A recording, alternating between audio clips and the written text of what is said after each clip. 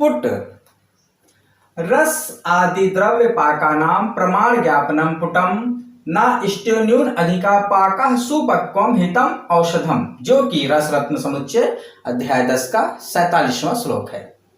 रस आदि द्रव्य, इसमें महारस, उपरस, साधारण रस, सुधा वर्ग, सिक्ता वर्ग, धातुएं, उपधातुएं, पारद आदि जो भी द्रव्य हैं उनको पकाने के लिए अर्थात उन्हें औषध योग बनाने के लिए जो भी प्रमाण ज्ञापनम, जो भी हम एनर्जी लगाते हैं, चाहे वो अग्नि के रूप में हो या भावना के रूप में हो, जब हम उसको दे करके औषधि बना लेते हैं तो वो कहलाता है पुट। ना इष्ट्योन्यून अधिका, इसमें इष्ट नहीं होता कि यह कम पकी है या अधिक पकी है। पाकः सुपक्वम हितम औषधम, औषधि तभी पूर्ण रूप से सुपक्व मानी जाती है जब वह रोगों से लड़ने में समक्ष हो जाए या वो हमारे शरीर में आसानी से व्याप्त हो जाए, किसी प्रकार का हानिकारक प्रभाव उत्पन्न ना करे, तो वह औषधि हितकर मानी जाती है। माना जाता है कि वो पूर्ण रूप से उसका पाक हो गया है। यही कहलाता है पुट देना। महत्व लोह आदिर आपुनर्भावो गुण आधिक्यम ततो अग्रता अनप्सु मज्जनम रेखा पूर्णता पुटतो भवेत् पुटाद गवड़ो लघुत्वाच शीघ्र व्याप्तिश दीपनम, जो कि रस रत्न समुच्चय अध्याय 10 का 48 से लेके 49वां श्लोक है। लोह आदिर पुनर्भावो, लोह आदि का जब हम पुट देते हैं तो उसमें पुनर्भाव का गुण उत्पन्न हो जाता है, अर्थात जो भी खनिज या धातु हैं वो अपने मूल रूप में परिवर्तित नहीं होती एक बार भस्म बनने के बाद। गुण आधिक्यम, जो भस्म बनती है उसमें बहुत अधिक गुणों की वृद्धि हो जाती है रोगों से लड़ने के लिए अपने मूल धातु से।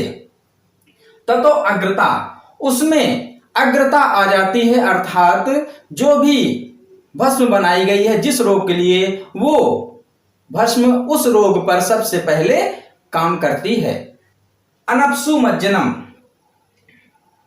अनप्सु मज्जनम वह पानी में नहीं डूबती है, अर्थात वारितर का गुण आ जाता है, यानी भस्म को हम पानी पर डालते हैं तो वो उस पर तैरती है, डूबती नहीं है। रेखापूर्णता, रेखापूर्णता अंगूठे और तर्जनी के बीच में हम जब भस्म को रगड़ेंगे तो रेखाओं में भर जाएगी, तो ये होता है कि वो भस्म अच्छी बनी है। पुट तो भवे, पुट देने से ये सारे गुण आ जाते हैं। पुटाद गवड़ो लघुत्वाच शीघ्र व्याप्ति दीपनम, लघुत्वाच जब भस्म बनती है तो वह अपने मूल धातु से लघु होती है, हल्की होती है।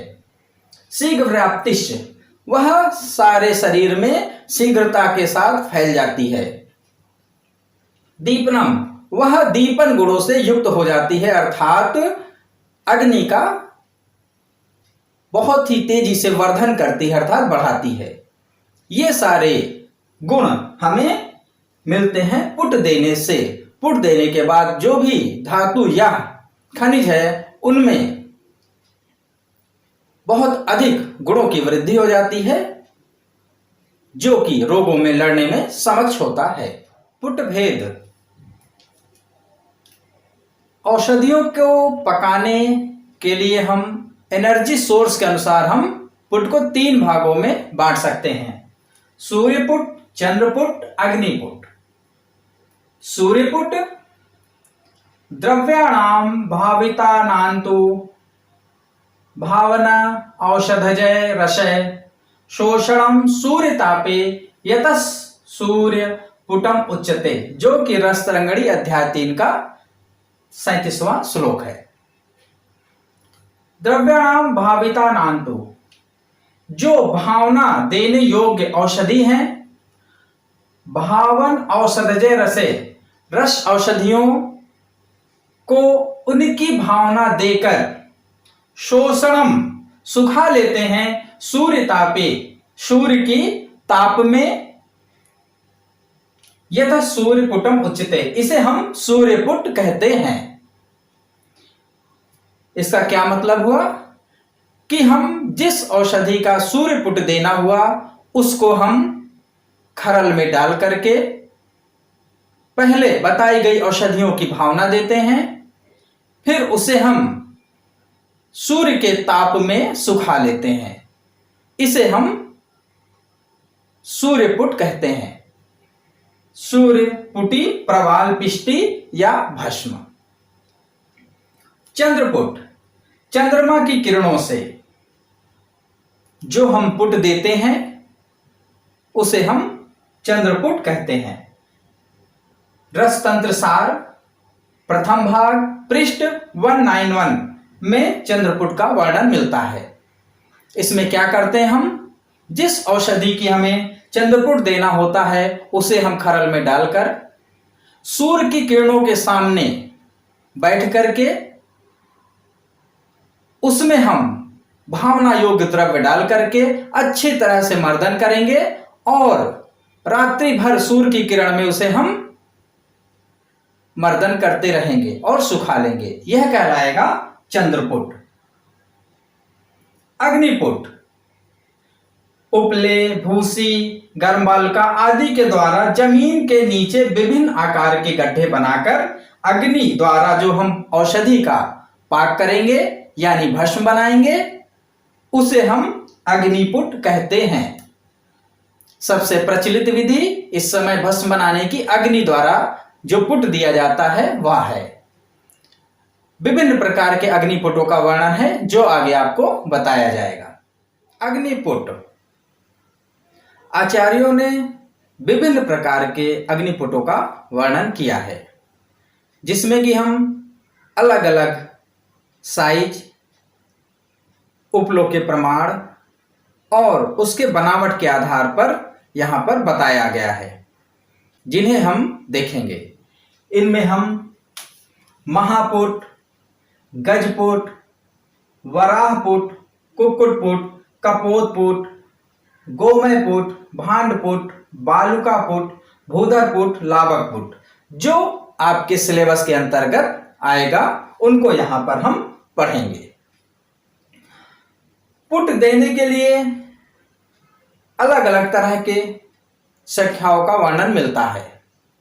हर द्रव्य के लिए अलग अलग संख्या बताई गई है। एक सामान्य नियम के तहत 1 से लेकर 100 पुट तक हम दे सकते हैं। वाजीकरण के लिए हम 10 से लेकर 500 पुट का प्रयोग करते हैं और रसायन कर्म के लिए हम 100 से लेकर के 1000 पुट तक दे सकते हैं।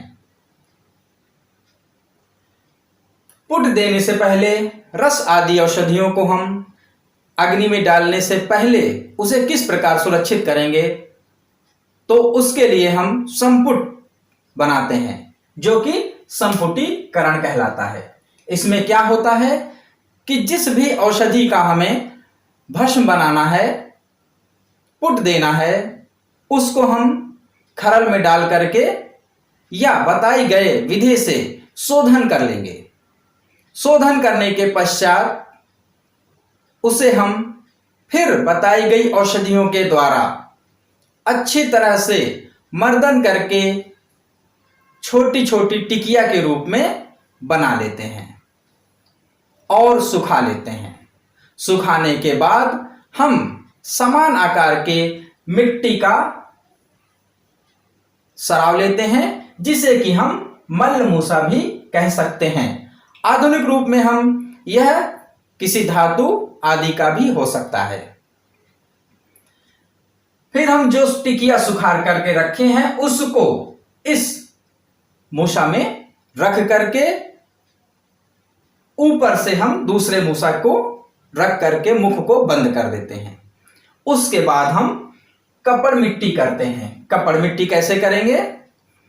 कपड़ा लेकर के उसे हम मुल्तानी मिट्टी में अच्छी तरह से भिगो करके डाल करके और चारों तरफ लपेट देंगे यह कपड़ मिट्टी कम से कम 7 बार होनी चाहिए।